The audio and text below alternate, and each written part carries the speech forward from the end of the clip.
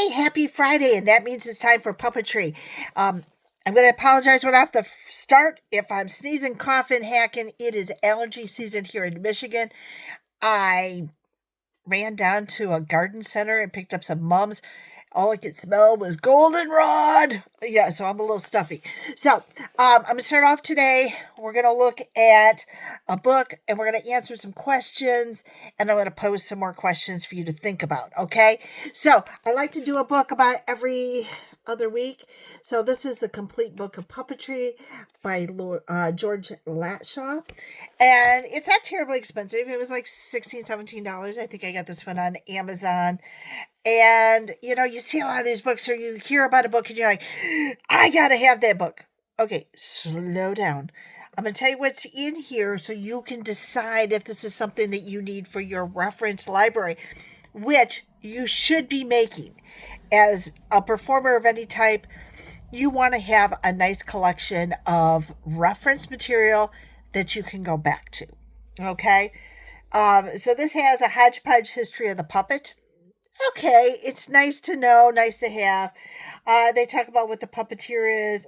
Then this starts getting a little tricky. Actor into animator, the puppets, design, images and actions, voice and sound effects. That's kind of cool.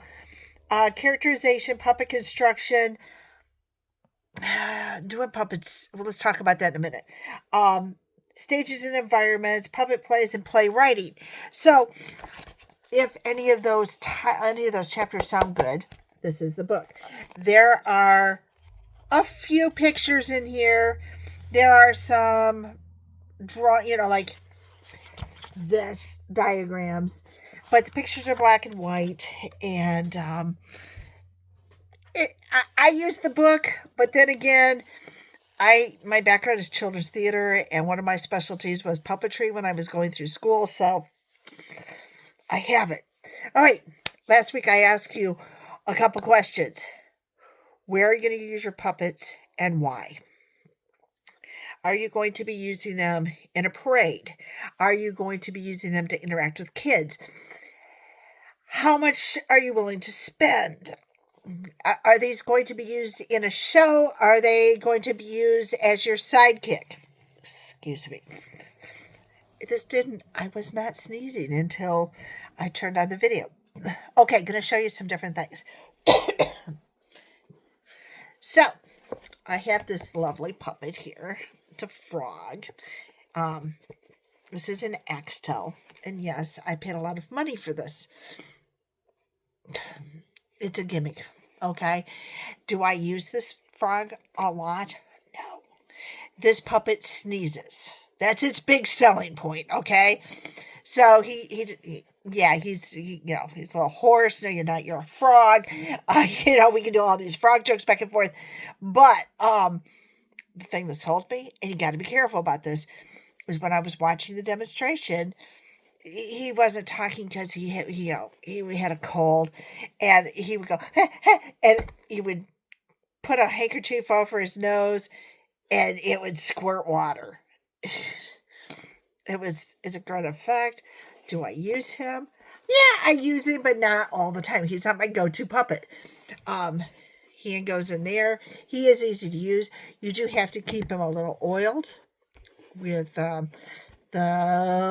can't think of the name of it, but stuff you use to clean your car with, the inside, the upholstery, or the vinyl, okay? Otherwise, they do have a tendency to crack, they dry out. And also, you want to keep them out of the sun if it's an Axtel, and they're made out of this rubbery stuff. But what do I do with him? Where do I put him? Luckily for this guy, he has a flat bottom, so I can just set him down and put him off to the side if I'm doing a stage show. What do I do with him if I'm in a parade? I have no place to put him. So he would not be a good parade puppet unless I was going to use him all the way through the parade. And now I only have one hand. So you have to think about that. So that's that one. This is a half puppet. And I got to clean him up. I apologize. I was going through some old boxes from years ago when I was working with my kids, but this is a half puppet. All right, come here, come here, come here, come here. He is the evil magician. Okay, he is a half puppet, half body, because he just has legs, and he just moves like this, and hey, he's fun. I have to move his hands. My hands don't fit down here; they all fit in the mouth. This is more of one of those Muppet types, which is okay if you get used to and you practice using a hand. But the problem with him is, yeah, once again, I can use him in a parade. Where do I put him? Okay, I'm going to stick him in a pocket. That's a big head. It's sticking out of my pocket. This is one that if you sit him down, I don't know if you can see him. He looks dead. Whoops, put him in a box or a case or something so that he doesn't look like he's dead. Because you don't want little kids thinking your puppet died. So, a couple examples of bigger puppets and where you might use them. I would use him if I was doing a show and I was doing some comedy. This is probably what I used him for. I was doing some comedy magic, and he was going to come out. He was going to be the best magician. But I have to use two hands to use him because I have to use one hand to move his mouth and one hand to move his arms. So think about, how am I going to use them? Where am I going to use them? It's going to make a difference. When I am doing a parade and I use this puppet and I have not found him, he's probably in a costume bag. Excuse me. I keep my puppets with whatever I'm using them with. So if I'm using, and he's a finger puppet, and I'll show you when I find him. I don't know where he went. But anyway, I use him, but once again, he's a finger puppet in a watermelon. So I have to use him and walk around with him. And then when I'm done with him, I have to put him in a bag. All right. I know I've brought these up before. These are the best when you're interacting with kids. First of all, they can make them. Carrie, I take these out with me. I have a little box. It has all the stuff in it. I let the kids make their own. They can trim these up and make them circles if they want to. This, I bring markers. These are little pom poms, the little googly eyes. I haven't on this one. I don't have it done either. Put your contact information. It's a puppet and it's a marketing tool. And when I'm doing like walkarounds, I have a pocket up here. They all sit up here and they're peeking out. And I'll go, oh, somebody's here and they want to see you. It's a way to, make a connection. And then I'm like, he wants to come home with you. Do you want it? And I give it to him. If they're already pre-made, it's a marketing tool. And then I get like a couple of them. This one's not done. It's just a popsicle stick. But, this is my friend and this is my other friend and we're going to have a conversation. So you have one, they have one, and now you have a little puppet show.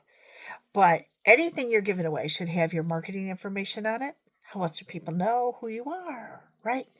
So this is a puppet you can make. I showed you a couple puppets that might be a little bit more difficult to use if you're doing parades or if you're doing a show. You have a place to put them.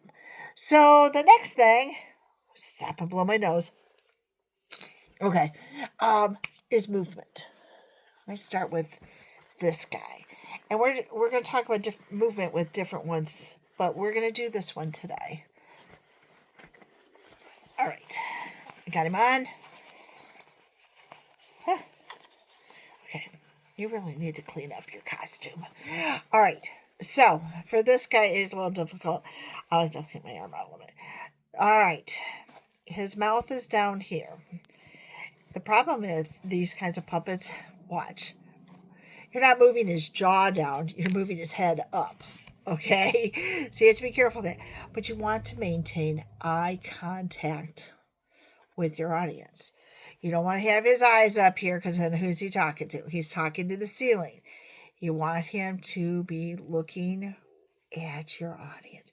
So what I want you to do, even if you don't have a puppet, you can do this, is pretend you have that puppet on your hand and his eyes are here, and try to practice, you know, moving that so that they're looking where you want them to. A lot of times, beginning puppeteers will do this. It's easy for your hand. Okay, I know that your hand wants to do this, but if you practice doing this and making its eyes look right at your audience, it'll make your puppet more effective. Okay, and one exercise, you want to start strengthening up these muscles so that they do not get tired. So, do these periodically throughout the day. Don't do a lot of them because you will get tired. And then start practicing so that you have this. I have good posture here, and so that your hand doesn't feel awkward. It doesn't get tired. You're like, oh, it's not getting tired. Yeah, well, 3-4 minutes in, it's going to get tired. So practice your exercises. Practice where are the eyes going to be looking, and have fun. This week, I hope you find a puppet, even if it's just a sock on your hand, that we can start doing some movements, and we'll talk about that next week. If you have questions, I'll open up a dialogue in the chat, okay?